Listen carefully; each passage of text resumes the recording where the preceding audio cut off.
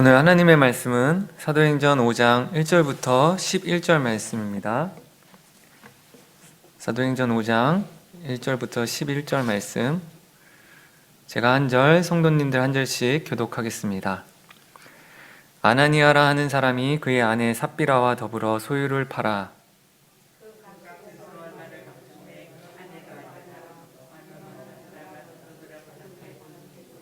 베드로가 이르되, 아나니아야, 어찌하여 사탄이 내 마음에 가득하여 내가 성령을 속이고 땅값 얼마를 감추었느냐?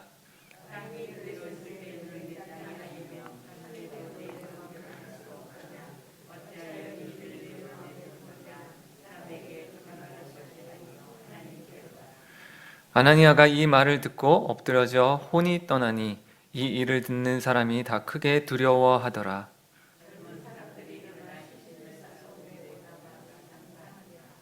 3시간쯤 지나 그의 아내가 그 일어난 일을 알지 못하고 들어오니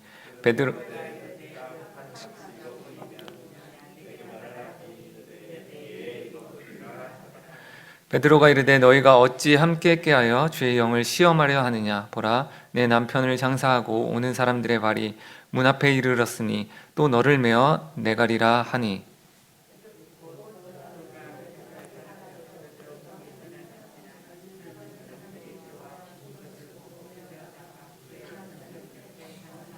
함께 읽겠습니다.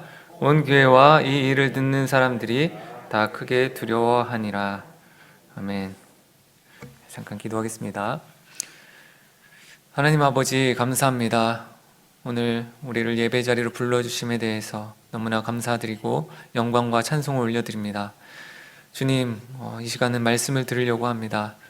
하나님 말씀을 통해 하나님의 기준과 하나님의 뜻과 마음을 우리에게 알려주시고 부어주시고, 우리의 생각 그리고 우리의 기준들이 바뀌어 하나님의 생각으로, 하나님의 마음으로, 하나님의 기준들로 채워질 수 있도록, 그리하여서 그 하나님의 뜻대로 살아가는 우리 될 수 있도록 은혜로 인도하여 주시옵소서.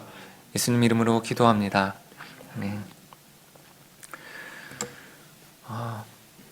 오늘 하나님의 말씀은 읽어보셨겠지만 굉장히 두려운 말씀인 것 같습니다. 이 말씀을 보면서 참으로 이 시대에 이 사건 가운데 있었을 사람들이 느꼈을 두려움이 얼마나 컸을지도 생각해 보게 되고요. 또한 이 말씀의 결론으로 이렇게 이야기하고 5절 11절에 이 일을 듣는 사람이 다 크게 두려워한더라. 온 교회와 이 일을 듣는 사람들이 다 크게 두려워하니라 라는 말씀의 이런 결론들이 있는데, 이것들이 이 말씀을 통해서 듣는 저희들에게도 하나님을 향한 경건한 두려움이 회복되는 그런 시간들이 되었으면 좋겠습니다. 오늘 말씀 가운데서 아나니아와 삽비라가 자신들이 하나님 앞에 이렇게 얼마를 전부를 바치기로 하고서 얼마를 감추었고, 그리고 사도 앞에서 그것에 대해서 속이고 거짓을 이야기하였습니다. 그런데 그냥 얼마를 이렇게 감추는 것들, 그리고 좀 이렇게 거짓말하는 것들을 보면은 저희가 이렇게 생각하는 어떤 이야기의 흐름들이 있는데, 그 결론이 너무나 급박하게 돌아가고 충격적으로 이렇게 쓰여져 있었습니다. 그것은 바로 그 자리에서 바로 죽고 장사를 지내게 되는 것입니다. 그냥 저희가 이렇게 말씀을 대하고 얼핏 생각해 보면 이 말씀이 조금은 너무한 것 아닌가, 이 정도의 이런 일이 이렇게 결과가 발생한다고 하는 생각들이 들기도 합니다. 그런데 오늘 말씀을 통해서 그렇게 생각되는 우리들의 기준, 죄에 관하여, 특별히 이 말씀 본문 가운데서는 인정에 대한 욕구, 탐욕, 거짓에 대한 죄들이 드러나 있는데요. 이러한 죄들에 대해서 우리가 간과하고 소홀히 여기는 것이 아니라 정말로 무겁게 여기고, 하나님의 기준이 이러한 죄들에 대해서 어떻게 이야기하고 계시고 어떻게 말씀하고 계시는지를 우리의 생각과 기준들이 바뀌는 시간들이 되었으면 좋겠습니다. 물론 오늘 이 아나니아와 삽비라 전에 있는 상황들 가운데서는 교회가 성령으로 인해서, 오순절 성령 강림으로 인해서 탄생하게 되었고, 그 탄생한 교회들이 막 흥왕하고 놀라운 성령의 역사들이, 아름다운 일들이 막 일어났어요. 그런 시작, 교회의 탄생의 시작점으로서 정말로 순수함이, 이 공동체, 교회, 예루살렘 교회 공동체 가운데, 초대 교회 공동체 가운데 순수함이 있어야 되고, 그것들을 지켜내기 위해서 하나님께서 특별히 하신 이야기라고 볼 수도 있습니다. 그럼에도 불구하고 우리가 그것을 위해서 특별하게 하나님께서 심판을 내려서 아나니아와 삽비라가 본보기로서 좀 억울하게, 좀 과하게 죽었다라고 생각하는 그런 오해가 아닌, 하나님의 기준은 죄에 대해서 이렇게 심각하다라는 생각을 우리가 가졌으면 좋겠습니다. 하나님의 기준은 정말로 이 세 가지 죄들에 대해서 심각하게 여기고 계신다는 것을 우리 마음 가운데 꼭 기억했으면 좋겠습니다. 첫 번째로는 우리가 인정욕에 대해서 한번 살펴보려고 합니다. 오늘 말씀에 1절 말씀, 1절, 2절 말씀에 아나니아라는 하는 사람이 그의 아내 삽비라와 더불어 소유를 팔았고 그 값에서 얼마를 감추었고 그 아내도 알더라. 얼마만 가져다가 사도들의 발 앞에 부었다라고 이야기하고 있습니다. 근데 이제 저희가 이것이 5장 처음으로 이렇게 구분되어서 그 전절이랑 연결을 가끔은 이제 못 지키고 볼 수도 있는데, 모든 성경들이 그렇듯이 이 전절을 보면은 사실 5장이라는 이 구분을 제외하고 본다면 아주 긴밀하고 연관성이 깊고 이어지는 말씀이라고 생각할 수 있습니다. 이 전에 나오는 이야기는 성령의 그 역사 가운데서 놀라운 일들이 일어나고, 그 성령의 역사로 인해서 믿는 무리가 한 마음과 한 뜻으로 모든 물건을 서로 통용하고 자기 재물을 조금이라도 자기 것으로 여기는 이가 하나도 없고, 사도들이 큰 권능으로 주 예수의 부활을 증언하였더니 무리들이 큰 은혜를 받았습니다. 그래서 가난한 사람이 없게 되었습니다. 왜냐하면 이는 밭과 집 있는 자는 팔아서 그 판 것의 값을 가져다가 사도들의 발 앞에 두매 그들이 각 사람의 필요를 따라 나누어 줍니다. 자신들이 그 성령의 감동을 받아 은혜로 자발적으로, 절대 역사상 가운데서 이렇게 자발적으로 있을 수 없는 놀랍고도 아름다운 일들이 일어납니다. 그리고 그 아름다운 일 중에서도 가장 지금 클로즈업하고 포커스하여서 지금 바나바라는 사람이 어떤 일을 행했는지를 구체적으로 보여주고 있습니다. 사실 이 35절, 36절 말씀에는 이름은 요셉이라는 한 사람입니다. 구브로에서 난 레위 족속 사람이 있으니 이름은 요셉이라. 근데 이 요셉이라는 사람이 성령으로 충만하여서 그 인격과 그 모든 사역들이 너무나 아름답고, 또 그것이 너무나 귀하고 사람들을 위로하고 살리는 일이 너무나 강력하게 일어났기 때문에 사도들이 직접 그 요셉이라는 사람에게 별명을 주었습니다. 별명을 붙여주었습니다. 그 별명이 무엇입니까? 위로의 아들, 위로의 사람이라는 그 별명을 붙여주었죠. 그 위로의 아들, 우리가 더 바나바로 친숙한 이름인데 그것이 사실은 이제 본명은 아니었어요.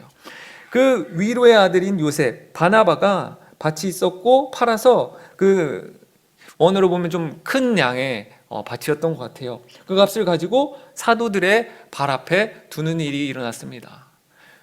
그랬더니 어떤 일이 일어났을까요? 그 예루살렘 공동체 안에서 그 바나바의 모든 섬김들이 참으로 귀하게 여겨졌고 존경받고 많은 사람들의 입에 이렇게 칭찬되는 일들이 일어났을 것입니다. 그리고 그 모습을 보았던 아나니아와 삽비라는 자신들도 어떤 가지고 있는 소유를 팔아서, 그 땅을 팔아서 이렇게 헌금하고 사람들로부터 존경받고 인정받고자 하는 그런 마음들이 생겨났을 것이에요. 오늘 이 인정에 대해서, 인정력에 대해서 우리가 생각한다면 우리는 태어나서부터 계속해서 아기 때부터, 저도 어린 아이를 키우고 있는데요, 인정받고 싶어하는 마음이 계속 있습니다. 이것이 어쩌면 너무나 자연스러워 보이고, 또 이러한 인정에 대한 욕구로 인해서, 사람들에 대한 인정에 대한 욕구로 인해서 우리가 또 발달하기도 하고 발전하기도, 우리 인생이 그렇게 더욱더 나은 인생으로 나아지는 그런 동기가 되기도 하여서 우리 가운데서는 이 인정에 대한 욕구가 좀 그렇게 죄악시되고 그렇게 중요시되지 않는 경향도 있는 것 같습니다. 물론 모든 인정에 대한 욕구가 다 막 정말로 죽을 만큼 심한 죄이고 하나님 앞에 그런 심각한 죄인 것은 아니겠지만, 또한 반대로 정말로 많은 경우에 우리가 인정에 대한 욕구가 사실은 하나님 앞에 무서운 죄이고 정말로 심각한 죄인데 우리는 그것을 그냥 그렇게 쉽게 그냥 자연적인 거고 어쩔 수 없는 거고 사람이라면 다 그런 거지 하면서 넘어갈 때가 있는 것 같습니다. 이 인정이라는 요구가 얼마나 무서운가 본문을 보면서 생각하게 되었는데요. 이 사람들이 지금 하나님 앞에 이 바로 심판을 받게 되는 직접적인 결과로서 거짓말을 했고 성령과 하나님을 속였습니다. 거짓을 행했죠. 그 이유는 그 밭에서 얼마만을 감춘 것에 대한 그 탐욕 때문이었습니다. 그 돈 때문에 그런 무서운 거짓말까지 했는데 그 탐욕이라는 그 탐욕보다도 더 큰 것이 인종욕의 크기와 깊이가 아니었나 이런 생각을 좀 해봤습니다. 무슨 말인가 하냐면 만약에 예를 들어서 밭을 팔았습니다. 밭을 팔아서 얼마를 감추었다는 것은 반 이상 감추기는 힘들겠죠. 막 1,000만 원이라 한다면 1,000만 원이 나왔고 한 300만 원에서 400만 원 정도를 우리가 아나니아와 삽비라가 감추었다고 해보십시오. 그 300만 원과 400만 원에 대한 그 아까움이 있었던 것입니다. 하나님의 것으로 떼어놨고 이제는 그 마음 안에서는 이미 하나님의 것이었는데 그것을 탐하게 된 건데 그 탐욕, 그 물질에 대한 욕구, 그 죄악이 정말로 심각하고 무섭죠. 그런데 그 300만 원, 400만 원 되는 그 크기보다 얼마를 드렸나요? 막 6, 700대는 더 큰 크기를 지금 사실은 하나님 앞에 드리고자 하는 마음도 아닌데 사람들한테 인정받기 위해서 그렇게 큰 액수를 드렸다는 것을 볼 수 있어요. 그것을 통해서 정말로 이 인정욕 또한 이 재물욕 또 탐욕과 같이 정말로 무서운 것 중에 하나이다 라는 생각을 해봅니다. 평소에 제가 생각하기로는 재물에 대한 그런 욕망, 탐욕이 이 세상에서 제일 무섭다라는 생각을 했어요. 왜 예수님께서도 두 주인, 하나님과 비견될 두 주인을 말씀하실 때 그 자리에 다른 것 아닌 그 어느 것도 아닌 재물에 대한 이야기를 하시면서 재물을 하나님과 비견할 두 주인으로 이야기합니다. 한 주인으로서 얘기합니다. 그런데 그 무서운 그 탐욕보다도 그렇게 그것을 이길 만한 만큼 인정받고자 하는 그 욕구로 인해서 그러한 결과, 그 탐욕으로 가는 죄들이 그렇게 이어진다는 것에 정말로 우리가 그냥 쉽게 간과하고 있는 이 인정에 대한 욕구들이 무섭고 정말로 깊고 크구나, 우리가 항상 인식해야겠구나 이런 생각을 하게 됩니다. 베드로는 말씀 가운데 이렇게 이야기합니다. 땅이 그대로 4절 말씀에 땅이 그대로 있을 때에 내 땅이 아니며 판 후에도 네 마음대로 할 수가 없더냐. 그것은 자기 것, 팔기 전에도 자기 것이었고 판 후에도 아직은 드리기 전까지 자기 것이었어요. 마음대로 할 수 있었습니다. 그럼에도 불구하고 아나니아와 삽비라는 그렇게 하지 않았습니다. 저는 그렇게 하지 않은 게 맞는데 이런 생각이 들어요. 그렇게 하지 못했다. 왜 못했을까요? 바로 그 인정이라는 그 욕구에 대한 그 주인, 그 인정욕에 대해 죄의 노예가 되어서 그냥 그가 시키는 대로 그렇게 마음 가는 대로 하지 못하고 그것에 끌려다니면서 이런 죄를 범했다라는 생각을 합니다.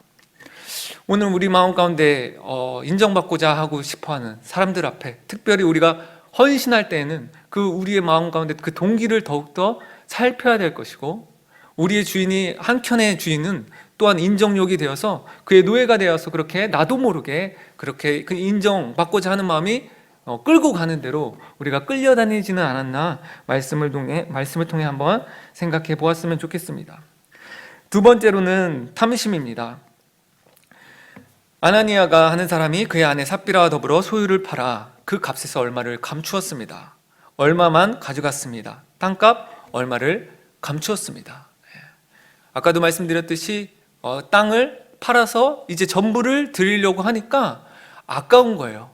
이미 자기 것에서 떠났어요. 자기 마음 가운데서는 하나님한테 드리기로 약속하였고 사람들한테 그렇게 공표하고 다녔습니다. 그래서 하나님 것인데도 불구하고 그것을 탐하였고 자기 것으로 가져가길 원했습니다.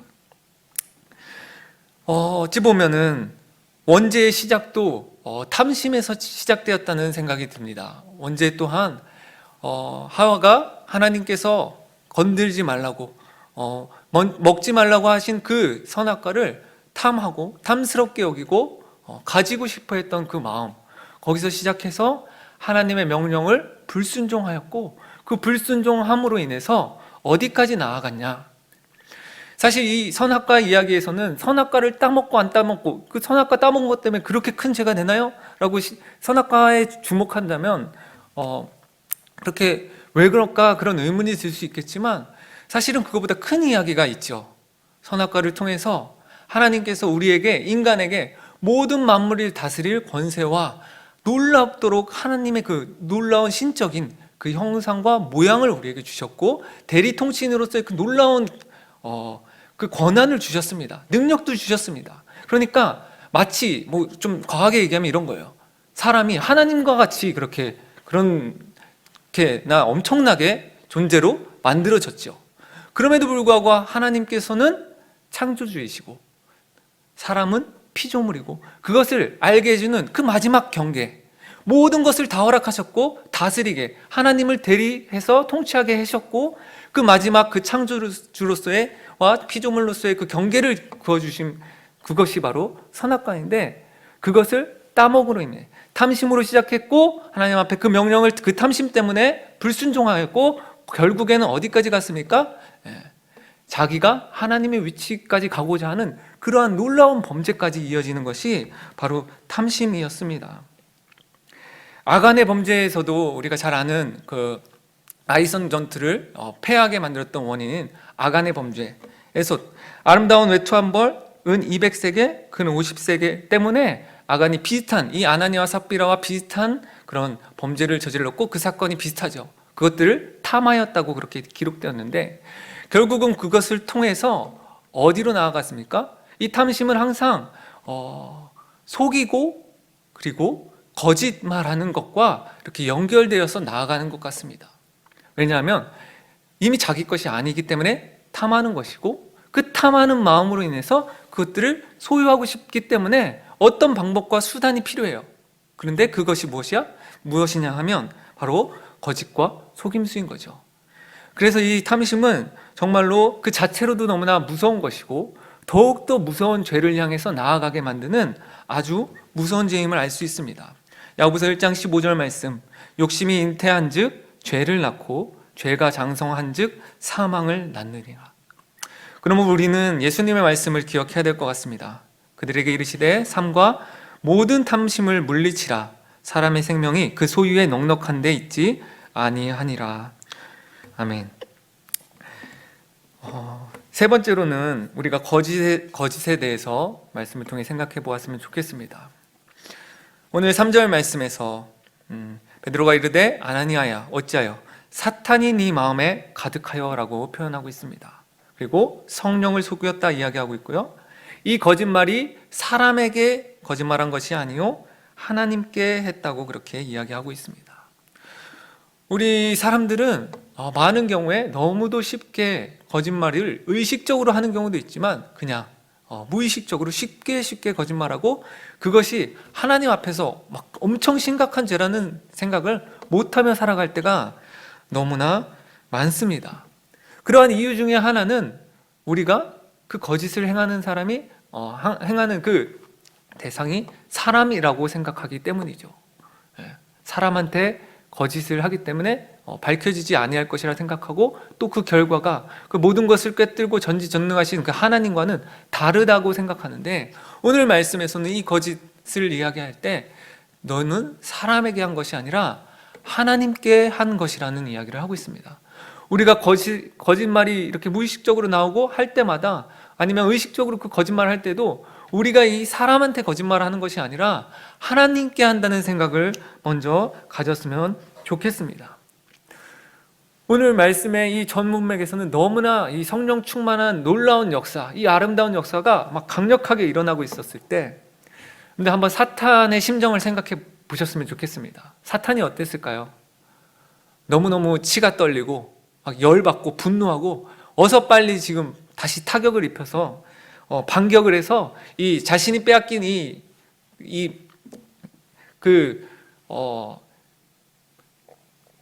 영역들을 다시 찾아오려고 별짓을 다 했을 거예요.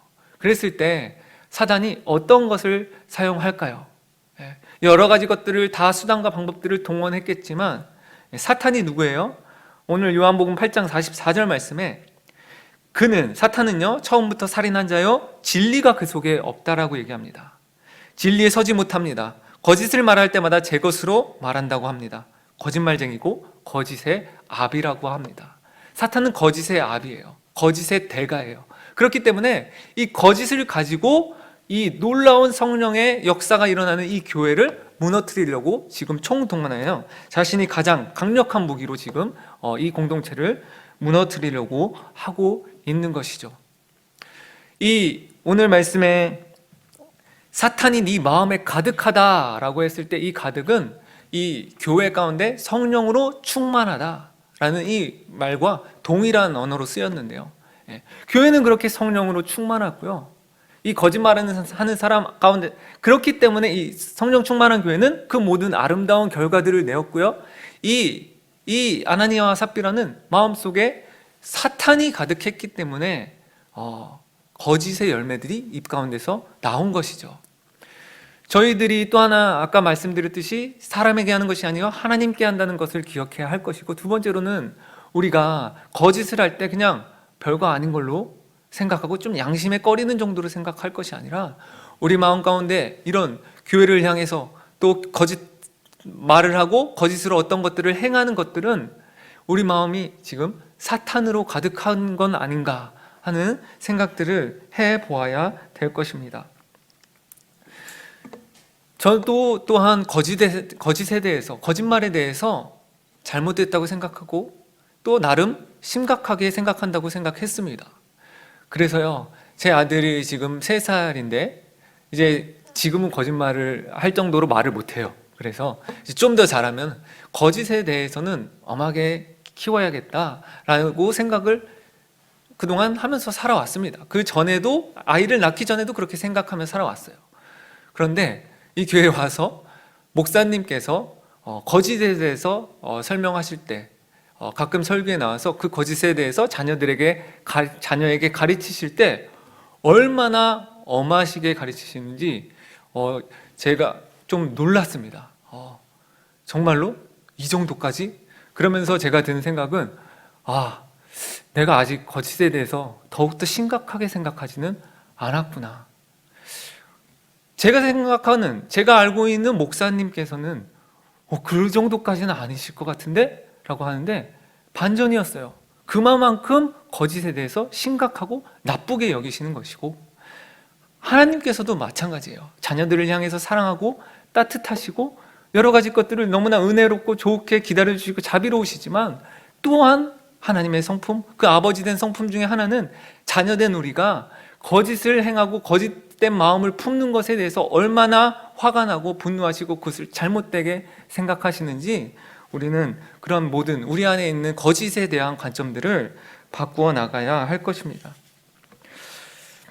오늘 말씀을 통해서 3가지 죄악, 인정에 대한 욕구, 탐심, 또 거짓이라는 죄에 대해서 경시하는 것이 아니라 우리가 심각하게 여기길 바라며, 또한 이 말씀을 통해서 하나님께서는 그것을 심각함을 말씀해 주심과 동시에 또한 회개의 기회를 열어주신다는 것을 우리가 볼 수 있고, 또 우리 안에 이 죄들이 이 말씀을 통해서 발견되었다면, 성령을 통해서 우리 안에서 드러난다면 하나님께서 이 회개의 이 시간, 회개의 기회를 여실 것을 그 하나님, 그 자비 하나님과 은혜의 하나님을 의지하면서 회개하기를 바랍니다. 마지막으로 우리가 이 죄에 대해서 계속해서 제가 심각하다 말씀드리고 있는데, 하나만 더, 왜 더 심각한지를 말씀드리고 마치려고 합니다. 이 죄가 개인적으로도 너무나 심각하지만 지금 하나님께서 이 죄를 다루실 때는, 성령께서 이 죄를 다루실 때는 공동체와 연관해서 지금 그렇게 죄를 다루고 계십니다. 그렇기 때문에 이 초대교회라는 이 공동체 안에서 이 죄가 그렇게도 심각한 결과로서 하나님께서 심판을 하셨고, 이 누가 또한 하나님의 말씀을, 성령의 감동을 받아 기록한 이 누가 또한 사도행전 가운데 에클레시아, 저희가 잘 아는 그 교회라는 개념이죠. 그 에클레시아를 19번을 이야기하는데 그 중에 오늘 첫 번째로 그 교회에 대해서 표현을 한 것이 오늘 이 사건 가운데 있어요. 그만큼 지금 누가를 통해서 하나님께서는 이러한 죄악들을 그냥 개인적으로 따로 공동체와 상관없는 죄로 여기시는 것이 아니라 나의 죄악 하나가 공동체와 연관되어서 얼마나 크게 영향을 발휘하고 그 공동체들을 무너뜨리는 곳으로 나아가는지를 우리가 생각할 때 그 죄를 더 심각하게 여길 수 있을 것 같습니다. 아간의 범죄도 마찬가지죠. 분명히 아간 개인의 범죄였는데 하나님께서는 그 개인의 범죄를 그렇게 아간 하나의 범죄로 해서 심판하시지 아니하고 아이성 전투를 패배케 하시고 또 말씀을 통해서 이렇게 얘기하십니다. 이스라엘이 나에게 범죄하였다고 그렇게 말씀하고 계십니다. 우리 안에 예수 그리스도를 머리로 하여서 우리가 몸된 교회로서 그 지체로서 우리가 하나 되었고 공동체로 있는 것을 우리가 안다면 이 공동체로서 존재하는 우리들이 얼마나 이 죄악들이 이 공동체 가운데 이 사람을 아프게 하고 공동체를 아프게 하고 무너뜨리는지를 우리가 기억하며 나아갔으면 좋겠습니다. 그래야 해서 오늘 말씀의 결론처럼 우리 가운데에서 하나님을 향한 큰 두려움, 경건한 두려움을 회복하였으면 좋겠고요. 그 두려움을 통해서 그냥 두려움 자체로 끝나는 것이 아니라 하나님 앞에 친밀함으로 나아갔으면 좋겠습니다. 제가 그냥 얼핏 생각되었을 때는 구약 성경에서 가장 하나님과 친했던 사람 하면 직관적으로 생각나는 사람이 둘이 아브라함, 다윗입니다. 직접적으로 이런 말씀도 있죠. 여호와께서 이르시되 내가 하려는 것을 아브라함에게 숨기겠느냐. 정말로 친밀한 그 친밀함이 느껴지는 두 사람이 다윗과 아브라함입니다. 그런데 이 아브라함과 하나님, 다윗과 하나님의 관계를 보면 우리가 현대에 넘어와서 막 하나님을 은혜의 하나님, 사랑의 하나님이기 때문에 굉장히 친구처럼 쉽게 그렇게 소홀하게 여기면서 그것을 친밀함으로 자랑하는 그러한 류의 친밀함이 아니라 정말로 하나님을 두려워하고 하나님을 향한 경건한 마음을 가지고 그렇게 사랑하며 그렇게 친밀함을 쌓고 있는 것을 우리가 볼 수 있죠. 시편 25편 말씀이 14절에 여호와의 친밀하심이 그를 경외하는 자들에게 있으며 그의 언약을 그들에게 보이시리로다. 네, 우리 가운데서 하나님을 향한 경건한 두려움이 너무 균형을 잃거나 또 사라졌다면 이 시간 이 말씀을 통해서 함께 죄악에 대한 심각성 그리고 하나님에 대한 경건한 두려움을 회복하고 그로 인해서 우리가 하나님을 향한 더욱더 그 친밀함으로 아브라함과 같이 다윗과 같이 나아가는 그런 시간들이 되었으면 좋겠습니다. 제가 기도하고 말씀을 마치도록 하겠습니다. 하나님 아버지, 오늘 두렵지만 하나님 정말로 우리에게 하실 그 말씀 우리에게 주심으로 인해서 우리가 하나님 앞에서 죄를 짓지 않게 이 말씀을 허락하여 주신 것을 감사드립니다. 하나님, 우리가 평소에 하나님을 얼마나 쉽게 대하고 또 우리가 짓는 이 죄들에 대해서 얼마나 쉽게 여겼는지 한번 돌아봅니다. 하나님, 그러할 때에 성령께서 일하셔서 우리 가운데서 죄들이 드러나게 하여 주시옵시고 그 드러난 죄들이 우리의 방향을 하나님께로 틀어서 하나님께로 바꾸어 회개하여서 하나님을 향한 하나님께서 기뻐하시는 그 삶으로 그렇게 나아갈 수 있도록 인도하여 주시옵소서. 우리가 우리의 인정을 바라는 것이 아니라 하나님의 영광을 높이게 하여 주시옵시고 우리가 다른 것을 탐욕하는 것이 아니라 나누어지는 사람이 되게 하여 주시옵시고 우리 안에 거짓이 아닌 정직함으로 세상 가운데서 귀하게 쓰임받고 세상 가운데서 존경받고 사랑받는 그런 빛과 소금과 같은 교회들로 우리를 인도하여 주시옵소서. 예수 그리스도의 이름으로 기도합니다.